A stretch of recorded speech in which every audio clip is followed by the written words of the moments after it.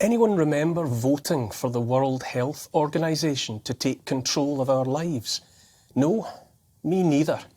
And yet here we are, teetering on the brink of joining most of the countries of the world in surrendering our national sovereignty under the terms of a proposed new pandemic treaty.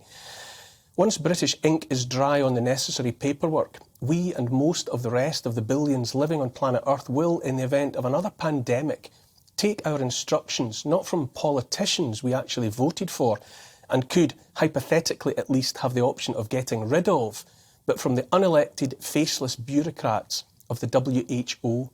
This is no conspiracy theory, by the way, no tin hats required. This is real and happening now. And a whole lot of people would rather you weren't paying attention.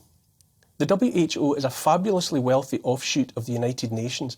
It has its head office in Geneva and is presently headed by Ethiopian-born Tedros Adhanom Ghebreyesus. Know much about him? No, nor me. He and it are funded by 194 member states and also by donations from private entities. As things stand, most of its money comes from the United States of America, from communist China, and from computer salesman and international man of mystery Bill Gates. Let us remember that for the past 2 years, the WHO has loudly celebrated the approach taken by China to the handling of COVID-19.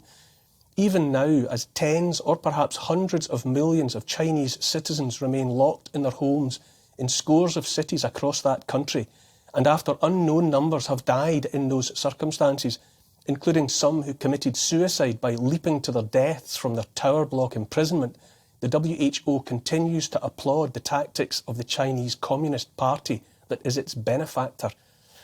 For his own part, Bill Gates, who struggles even to control viruses in the software sold by Microsoft, is on record admiring the draconian approach taken by Australia, to the extent that he has said that, in his opinion, the world would have had greater success in eliminating the disease, the one that more than likely leaked from a lab in China, if only more nations had followed the Australian model, locked everyone down and sought zero COVID. Now we in Great Britain, without so much as a by your leave from our leaders, and along with around 95% of the world's population, must contemplate a future in which decisions about what we will be ordered to do in the face of another pandemic will be taken by the unelected, unaccountable bureaucrats of the Chinese Communist Party worshipping WHO under the unseemly influence of a tech billionaire with no more qualifications in the fields of medicine and disease control than I have. It's worth remembering that President Donald Trump insisted on divorce from the WHO on the grounds that it was too close to China, only for President Biden to remarry them again in 2021. All of that is history, however. In a matter of days, the World Health Assembly will meet in Geneva for a vote on the treaty. The target date for final ratification is in May 2024, but by then the power grab will have long been completed. Amendments written into the proposed treaty by the re-enamoured Biden administration will see 194 nations cede sovereignty over national health care decisions to the WHO. The WHO would thereby have decision-making power over and above our own government and every other government. Consider this. When you watch footage of the 26 million people of Shanghai locked down in their homes, their cats and dogs beaten to death in the street, the WHO would, by the terms of the new treaty, have the power to impose the same on cities here.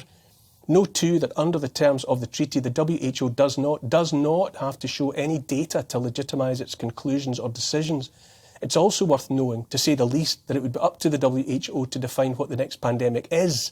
Seeing how things are going, I would hardly be surprised to hear about a pandemic of obesity or of heart attacks, followed by the lockdowns and other restrictions to deal with same. No doubt lockdowns to fix the climate can't be far away either. In the case of climate, the WHO might draw the conclusion that we, the human species, are the virus. Who knows what they might conclude and decide then? Be in no doubt, this so-called pandemic treaty is the single greatest global power grab that any of us has seen in our lifetime. It's nothing less than the groundwork, the laying of deep foundations for global governance through the WHO. Many of those opposed to the treaty, and there is an online petition here in the UK seeking to demand that the matter be discussed in Parliament, have pointed to the, shall we say, compromised position of the WHO itself. Much has been made of the notion that a fish rots from the head.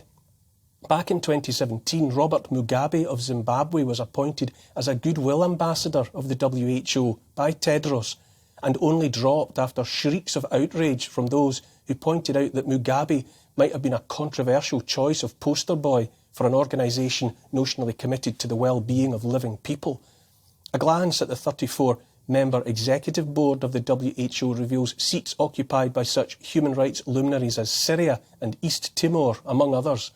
And remember all the time the links the WHO has with communist China, a state with more human rights abuses under its belt than any decent human being might want to contemplate. And that's before we get to the looming presence of the world's fourth, or is it second, richest man, the one and only Bill Gates and his foundation, whose commitment to mass vaccination is unsurpassed. As far as I'm concerned, the whole thing stinks like the aforementioned dead fish. The approach taken to COVID by the Chinese government and endorsed by the WHO was never about health, I say, and always about control. Just as there is more than one way to skin a cat, one beaten to death in a Shanghai street by a man in a hazmat suit armed with a stick, perhaps, so there is more than one way to seek to impose undemocratic authoritarian control upon a population. Just as for instance, a government desiring such control might try frightening the living daylights out of its people, telling them that if they don't take their medicine that Big Pharma knows in advance might kill or maim some of them, that they won't be able to travel, leave the country, go to work, or the pub, or the cinema, or to school. A government, or indeed any unelected body seeking total control, might tell its people that unless they do what they're told, they won't ever be getting back to anything even resembling their old normal lives. That's not how you protect people from a pandemic. That's how you exploit and manipulate the very notion of a pandemic in order to seize and retain control. And then, while they're either still terrified or just plain exhausted and demoralised by the whole damned experience, why not slip through all manner of new legislation shaped to mop up the dregs of whatever old-fashioned freedoms and rights remain behind?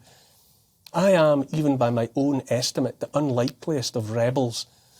All I know is that I have, for a period now, measurable in years, been opposed to those in power here, and also all but a handful of those vying to replace them. For the longest time, I've cared not a jot what those jokers try and tell me to do. The evidence coming out now about lockdown harms, about vaccine harms, tells me I was right to follow my own path. In short, I've had enough of the lot of them. They don't speak for me, or in any way matter to me.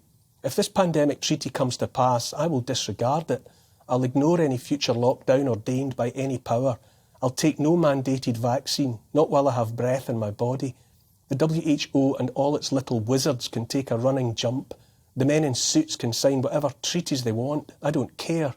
Not one of them, not Johnson, not Trudeau, not Macron and the rest, has the stomach for the wet work that would be required to put their authoritarian plans into action. We owe it to ourselves, perhaps we even owe it to them, to tell them that they're living in a fantasy world of their own creation and that we want none of it. Let them have the gall to seek to sign away our freedoms in such a high-handed manner this month or in 2024. I, for one, am not playing along. As Patrick McGowan's character said in The Prisoner, I'm not a number, I'm a free man.